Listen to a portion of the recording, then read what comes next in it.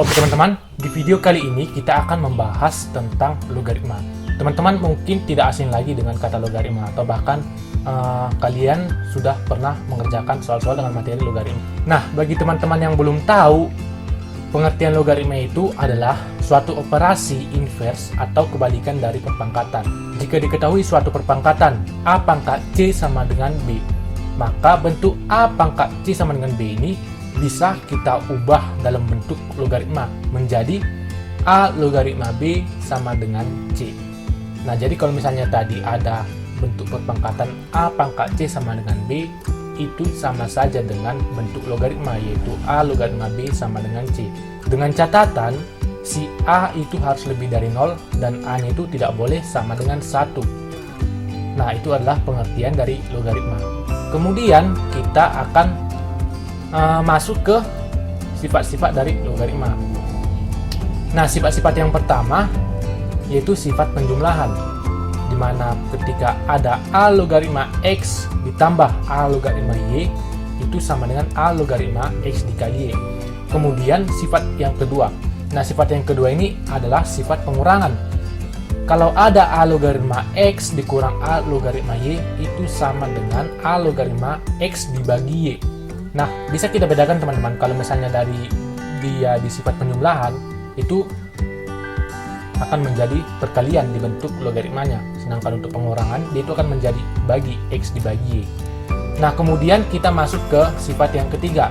Sifat yang ketiga ini adalah sifat perkalian skalar, di mana ketika ada A logaritma X pangkat N itu sama dengan N dikali A logaritma X. Jadi pangkat dari si X tadi akan keluar dari bentuk logaritma menjadi sebuah konstanta. Kemudian sifat yang keempat yaitu sifat penguraian, di mana ketika ada A logaritma X itu sama dengan K logaritma X per K logaritma A, di mana K di sini adalah bebas ataupun konstanta. Nah, kemudian jika ada M logaritma N itu sama dengan 1 per N logaritma M. Kemudian sifat-sifat yang selanjutnya, sifat yang kelima yaitu sifat perpangkatan. Ketika ada A pangkat A logaritma X itu sama dengan X. Kemudian sifat yang keenam yaitu sifat koefisien pangkat. Nah, di mana ketika ada P pangkat N logaritma Q pangkat M itu sama saja hasilnya dengan logaritma Q pangkat M per logaritma P pangkat N. Karena Q mempunyai pangkat yaitu M dan P mempunyai pangkat yaitu N, maka bisa keluar dari bentuk logaritma menjadi sebuah konstanta. Nah, kita jabarkan lagi, dia akan menjadi M dikali logaritma Q per N dikali logaritma P, sehingga dapatlah kita hasil akhirnya yaitu M per N dikali P logaritma A. Nah, selanjutnya saya akan membahas sifat-sifat logaritma tadi dengan menyertakan beberapa soal terkait sifat-sifat tersebut. Yang pertama yaitu sifat penjumlahan tadi, di mana kalau ada A logaritma X ditambah A logaritma Y itu sama dengan A logaritma XY kan, A logaritma X dikali Y. Nah, misalnya dikasih sebuah contoh, sederhanakanlah A 2 logaritma P ditambah 2 logaritma 8.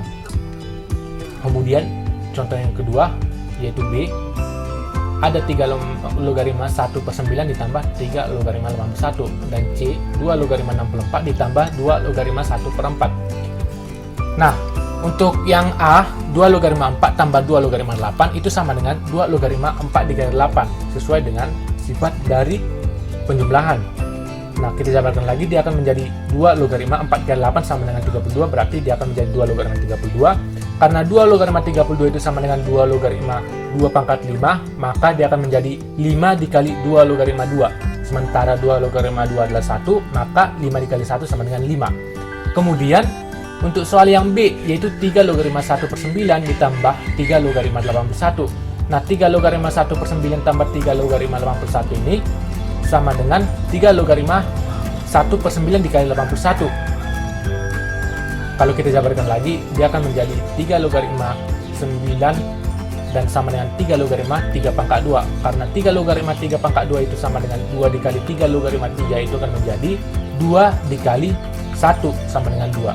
Kemudian contoh C, yaitu jika ada soal 2 logaritma 64 ditambah 2 logaritma 1 per 4, itu akan menjadi 2 logaritma 64 dikali 1 per 4. Nah, kita kalikan 64 dikali 1/4 itu akan menjadi 16, sehingga 2 logaritma 16 itu sama dengan 2 logaritma 16 itu kan sama dengan 2 pangkat 4, berarti 2 logaritma 2 pangkat 4. Bisa kita jabarkan lagi menjadi 4 dikali 2 logaritma 2, dan sedangkan 2 logaritma 2 itu sama dengan 1, maka 4 dikali 1 sama dengan 4. Kemudian, kita masuk ke sifat yang kedua tadi, yaitu sifat pengurangan. Nah, jika diberikan contoh soal, yaitu A 2 logaritma 16 dikurang 2 logaritma 8. Nah, 2 logaritma 16 dikurang 2 logaritma 8 ini kan sama dengan 2 logaritma 16 dibagi 8. Itu akan menjadi 2 logaritma 2. Karena 2 logaritma 2 adalah 1, maka 2 logaritma 16 dikurang 2 logaritma 8 itu sama dengan 1. Kemudian, contoh soal yang B.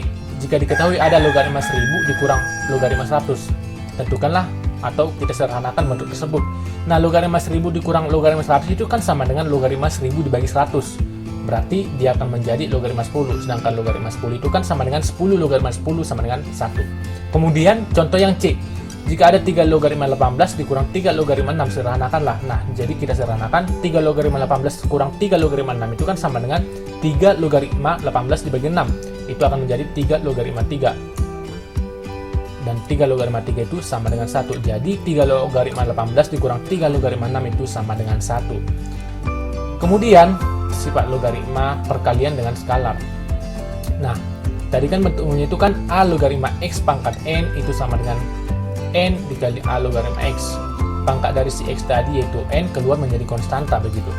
Nah, diketahui ada soal nih, 2 logaritma 3 ditambah 4 logaritma 3. Nah, sederhanakanlah bentuk tersebut.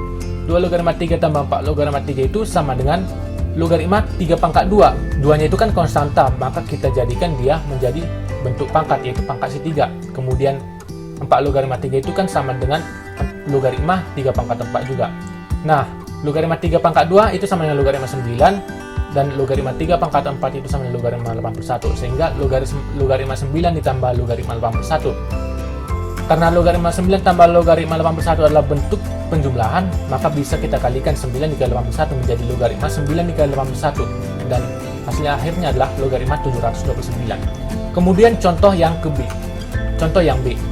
Nah, contoh yang B itu 2 logaritma A ditambah 2 logaritma B. Itu kita jabarkan lagi menjadi logaritma A pangkat 2 ditambah logaritma B pangkat 2. Nah, logaritma A pangkat 2 dikali B pangkat 2 itu sama dengan logaritma A B pangkat 2. Dapatlah hasilnya adalah logaritma A dikali B pangkat 2.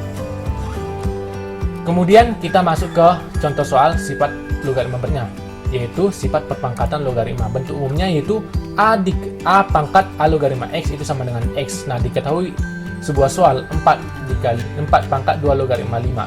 Tentukanlah atau kita sederhanakan sehingga kita akan mencari nilai dari si X. Begitu. Nah, ini akan menjadi 4 pangkat 2 logaritma 5 itu kan sama dengan 2 pangkat 2 pangkat 2 logaritma 5. Nah, kita jabarkan lagi, dia akan menjadi 2 pangkat 2 logaritma 5 pangkat 2.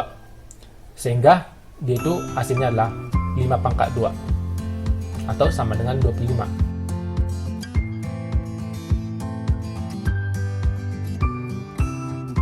Oke teman-teman, mungkin demikian yang bisa saya sampaikan. Terima kasih sudah menonton. Jangan lupa kalian klik tombol subscribe, like, dan bagikan juga ke teman-teman kalian agar teman-teman kalian juga paham tentang konsep logaritma.